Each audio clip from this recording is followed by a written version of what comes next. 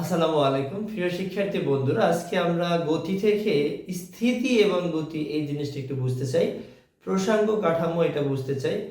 পরম স্থিতি এবং পরম গতিটা কি এটা একটু বুঝতে চাই। প্রথমেই কোন একটি বস্তু চলমান না স্থিতিশীল রয়েছে সেটা বোঝার জন্য একটা প্রসঙ্গ কাঠামো বা প্রসঙ্গ বিন্দু ধরে নিতে হয়।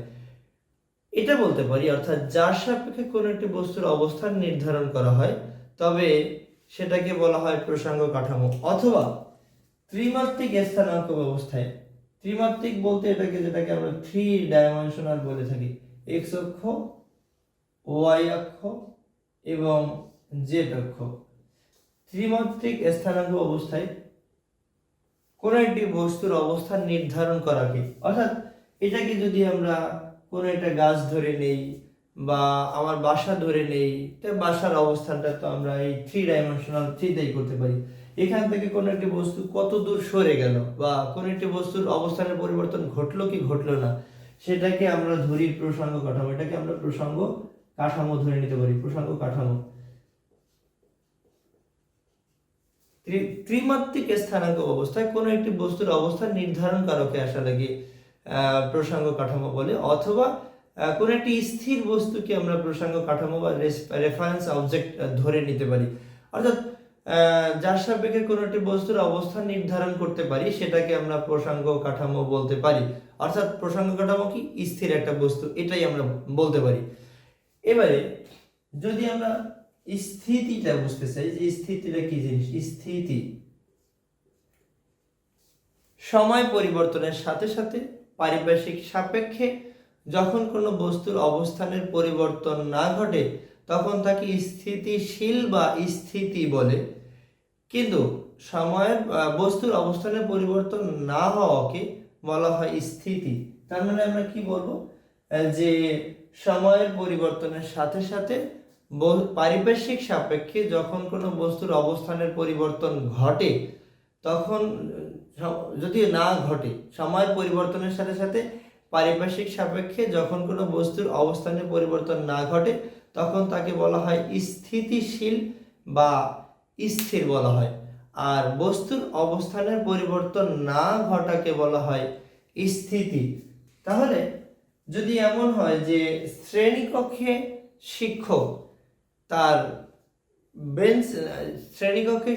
তার চেয়ারে বসে বসে লেকচার দিচ্ছে এবং শিক্ষার্থীরা তাদের বেঞ্চে বসে পড়াচ্ছেন, এখন এখানে রেফারেন্স বস্তু বা প্রসঙ্গ কাঠামো যদি বা পারিপার্শ্বিক সাপেক্ষ যদি শিক্ষার্থী আমরা ধরে নেই, অথবা এই দেয়াল বা রুম বা বেঞ্চের সাপেক্ষে বেঞ্চ ধরে নেই এবং বস্তুটা যদি আমরা ধরে নিই শিক্ষক, তাহলে সময় ঠিকই অতিবাহিত হচ্ছে কিন্তু শিক্ষক তার অবস্থানের পরিবর্তন করছে না।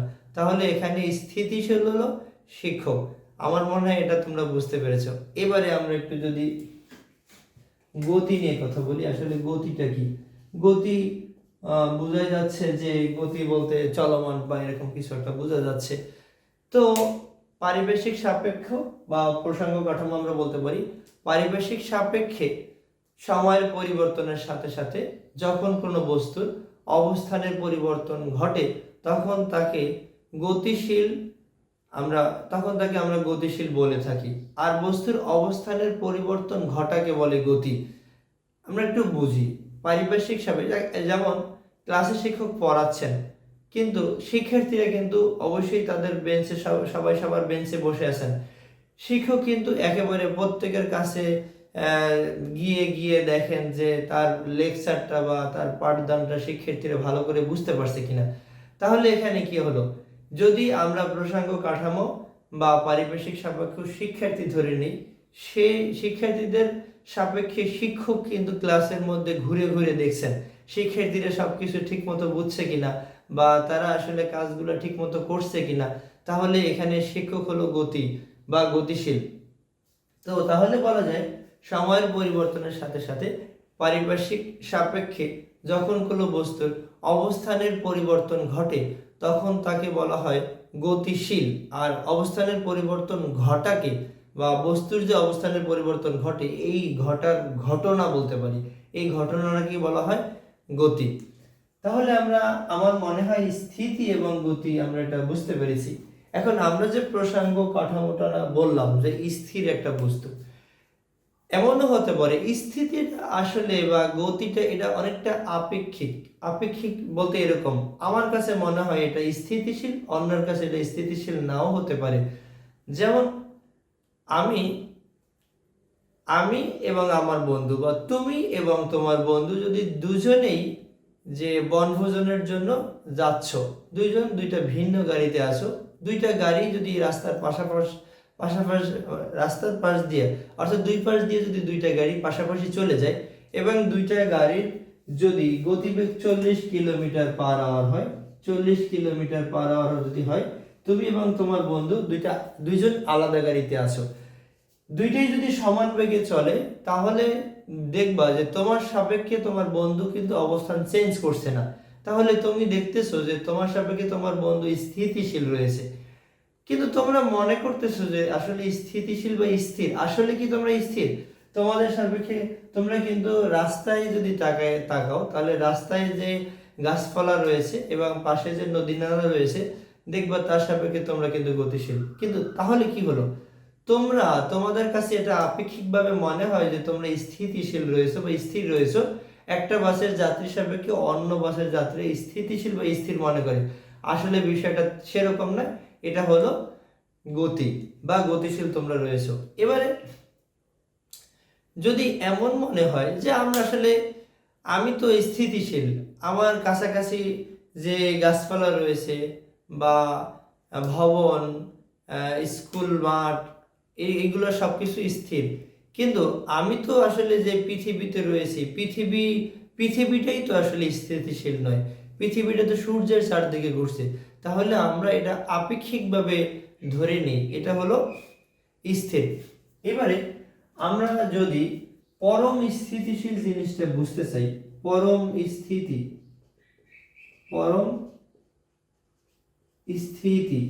আসলে পরম স্থিতিটা কি জিনিস? প্রকৃতপক্ষে কোন একটি বস্তু প্রকৃতপক্ষে স্থির বস্তুর সাপেক্ষে কোনো বস্তু যদি অবস্থানে পরিবর্তন না ঘটে। এখন এখানে আমি যে রুমে বসে আছি, এই রুমে চেয়ার টেবিল আছে, আমিও বসে আছি, চেয়ার টেবিল তো স্থির আছেই, তাহলে এটাকে আমরা বলতে পারি পরম স্থিতি। তার মানে এখানে একটা কথা জুড়ে দিতে হবে, প্রকৃতপক্ষে রেফারেন্স স্ট্রাকচার যদি স্থির থাকে এবং বস্তুটাও যদি স্থির থাকে, তাহলে সেটাকে বলা হয় পরম স্থিতি। তার মানে স্কুল এর ভবনের সাপেক্ষে স্কুলের বেঞ্চগুলো নড়ছে না, তার মানে স্কুলের কোন একটি রুমের মধ্যে বেঞ্চগুলো রয়েছে, তার মানে প্রকৃতপক্ষে স্কুল তো ভবন তো স্থিতিশীলই রয়েছে এবং বেঞ্চগুলোও কিন্তু স্থির।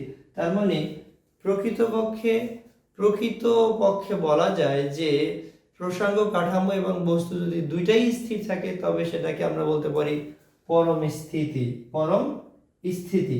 এবারে যদি আমরা পরম গতি বলতে চাই, পরম গতিটা আসলে কি?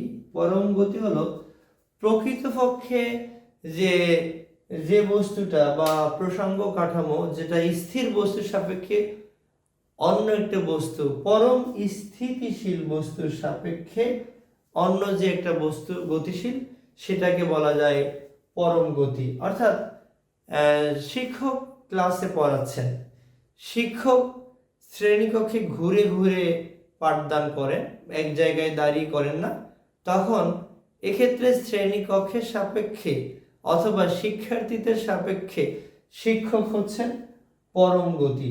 কেন?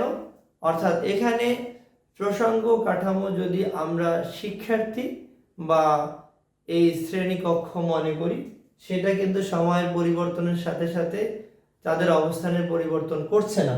তার মানে এটাকে আমরা বলতে পারি প্রকৃতপক্ষে পরম স্থিতিশীল প্রসঙ্গ কাঠামোর সাপেক্ষে কোন বস্তুর অবস্থানের পরিবর্তনটাকে আমরা পরম গতি বলতে পারি। তার মানে আমার মনে হয় বুঝতে পেরেছি যে পরম স্থিতি হলো দুটা বস্তুই স্থিতিশীল থাকবে, অর্থাৎ প্রসঙ্গ কাঠামো এবং পর্যবেক্ষক বলতে পারি। প্রসঙ্গ কাঠামো এবং পর্যবেক্ষক যদি দুটোই স্থির থাকে তবে সেটাকে আমরা বলতে পারি পরম স্থিতি। এবং পরম গতিটা কি, রেফারেন্স স্ট্রাকচার বা প্রসঙ্গ কাঠামো থাকবে স্থির এবং পর্যবেক্ষক থাকবে গতিশীল, অর্থাৎ এখানে একটা থাকবে স্থিতিশীল এবং একটা থাকবে গতিশীল, সেটাকে আমরা বলতে পারি পরম গতি।